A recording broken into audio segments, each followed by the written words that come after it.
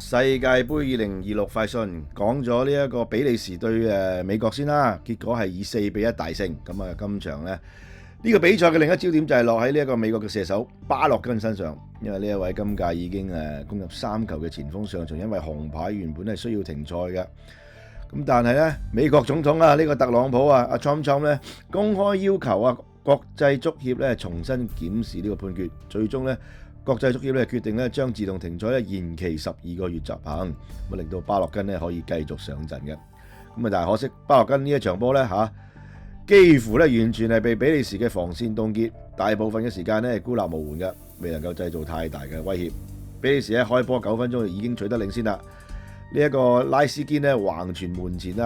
迪基迪拉利咧輕鬆咧撞入打開紀錄。31分鐘，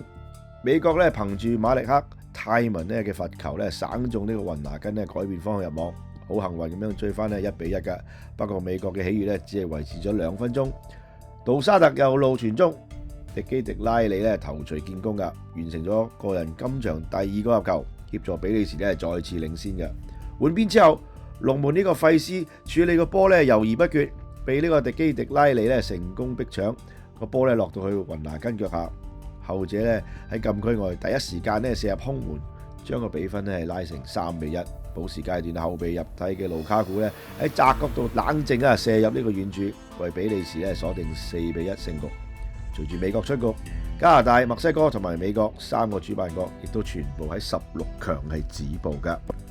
比利時主帥魯迪加西亞今屆世界盃一直堅持一個大膽嘅決定，連續4場正選起用迪基迪拉利，而唔係俾隊中嘅首席射手盧卡古擔任正選。呢場波呢個決定終於得到回報啦。24歲嘅迪基迪拉利之前一直都未能夠喺今屆嘅世界盃開齋，但係面對住美國，佢憑住出色嘅冇波跑動，多次成功咁樣擺脫防守，最終梅開二度，成為比利時晉級嘅最大功臣。雖然盧卡古繼續後備，但係補時階段射入比利時第4個波，再一次證明自己依然係歐洲最具威脅嘅超級後備。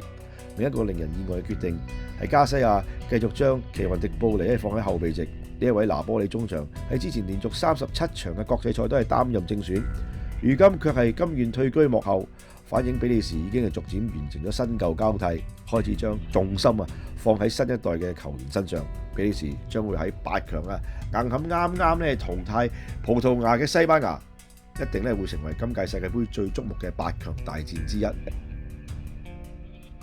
另外講下另一場賽事就係呢個西班牙對葡萄牙啦嘅另一場16強賽事。咁西班牙同葡萄牙近年交手一向都係好難分高下㗎。呢一場世界盃16強亦都係再次難分難解。不過補時階段一個失誤，最終改寫咗比賽嘅結果，亦都宣告斯朗拿度世界盃生涯正式落幕。賽前近7次交手，有6場90分鐘都係打成平手。呢場波亦都係一度似乎會係再次拖入加時。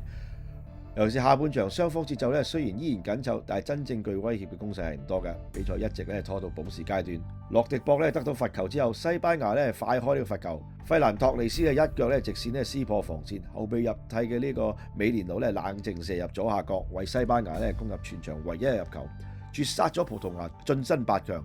至於41歲嘅斯朗拿度，賽前已經表明今屆係佢最後一次出戰世界盃。斯朗今次受到嚴密嘅看管，全場只係得19次掂波，始終未能夠真正改寫戰局嘅。完場之後，18歲嘅西班牙新星耶馬主動安慰失落嘅斯朗，呢一幕亦都象徵咗足球世代正式交替，一代傳奇謝幕，新一代嘅球王